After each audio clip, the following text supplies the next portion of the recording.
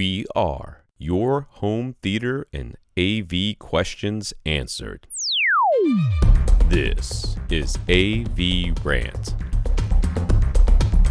Want your home theater or AV question answered by Tom and Rob? Send it to question@avrant.com. Welcome to AVRant. I'm Tom Andry, and I'm here with Rob H. McMansion Kris. All right, we've got some mock-ups here. Kris has a bar in his basement. He'd like to add speakers for playing, I clicked on something, playing music and watching TV, mostly sports. He wants clean, loud, distortion-free sound for under $1,000. He has space below his TV, which is 48 inches wide and 16 inches tall. I'm guessing the TV is not 16 inches tall and 48 inches. The space is 14 inches wide, 48 inches wide, right? Is that what I'm led to believe here? Yeah, he's got a TV. He has a space under the TV that's 48 inches wide, 16 inches tall, meaning that's the maximum dimensions of any speaker he puts below the TV. I have seen these pictures before. All right. He's basically thought of 4 potential solutions, but like our input, he could use a sound bar. He could use bookshelf speakers, either self-powered or passive, placed below the TV.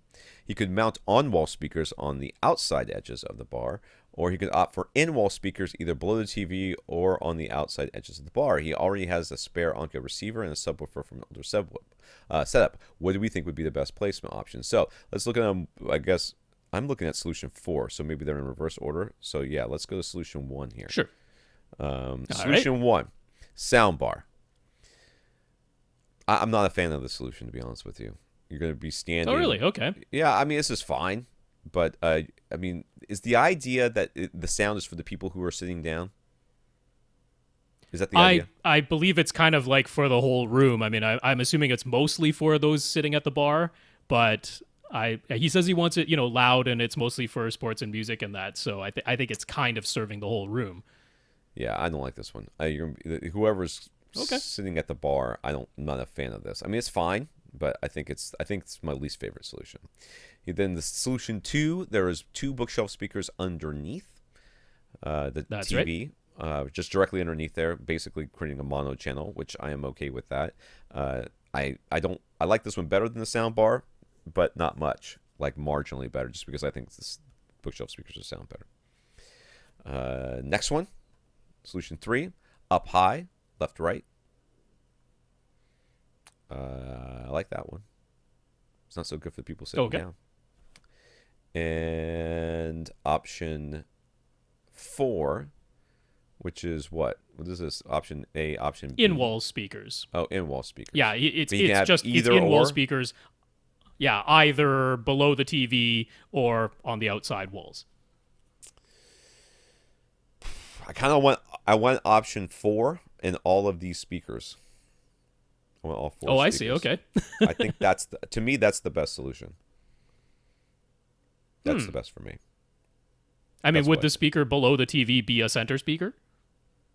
You might as well. You could just put one speaker. You could put that sound bar down there, right? Or something like it. Or a little, like one of those on-wall ones or whatever. And just put it right there at the TV. Have that be your center channel. And then left and right. Could do that. Though I think I would run it like multi-channel stereo or whatever, so that you have the voices coming from all over the place. But I guess it doesn't really matter. I also thought you could, because he's got this nice big round thing at the top there. You could use the SVS Prime Elevation speakers too, because they angled down already. And angle them down. And put those, rather than in walls or whatever, you put those around there too in some way.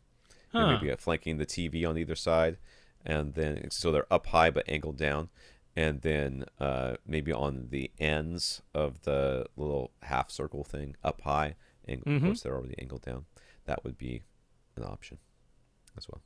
Okay, so Tom's recommendation would be Prime Elevation speakers, 3 of them. That would that would fit within your budget, so that works. 4. How much are they a piece? I can't remember. Do we know how much they are a piece? I forget how much they are a piece. You can look that up. I was actually myself gonna say I would go for Like I say, we call it a speaker bar instead of a sound bar because it's not a self-contained unit. It would still make use of your Onkyo receiver to power it. It's essentially just 3 speakers that happen to share one long, slim, wall-mountable cabinet. So I would have suggested KEF's. They've got their HTF8003. It's under $1,000, although it's closer to $900. But it's a nice, long, slim, wall-mountable bar. It is 3 speakers. They share that one cabinet. You can mount it under your TV, still power it with your Onkyo receiver. I was just going mainly aesthetics, I think. To me, it was like, okay, soundbar below the TV. It's inconspicuous. That KEF soundbar sounds really good. It can do everything that you want it to do, and fits your budget. So there you go. Two different suggestions. I prefer one. Tom prefers the other. Prime Elevation speakers are $200 a pop, so that you can get 4 of them. There you go. And one on either side of the TV and one on either side of the bar, and it fills the whole area nicely. Should have no problems doing that. That would be my solution. Yeah, fair enough. All right.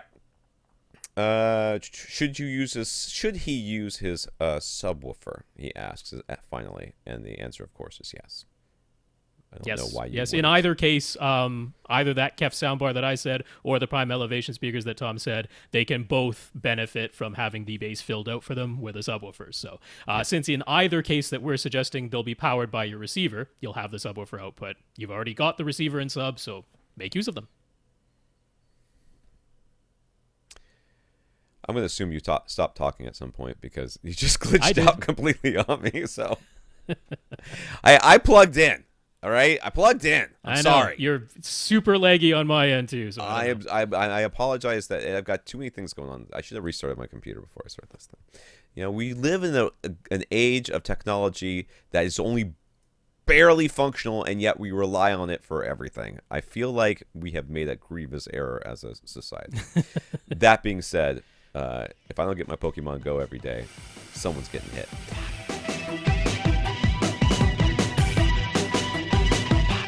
Want your question answered? Send it to question@avrant.com.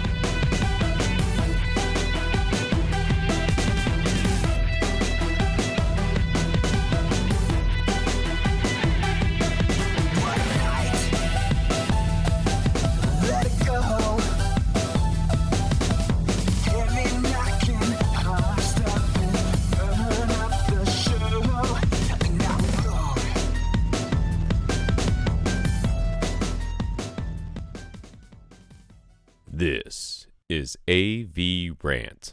now go out and listen to something.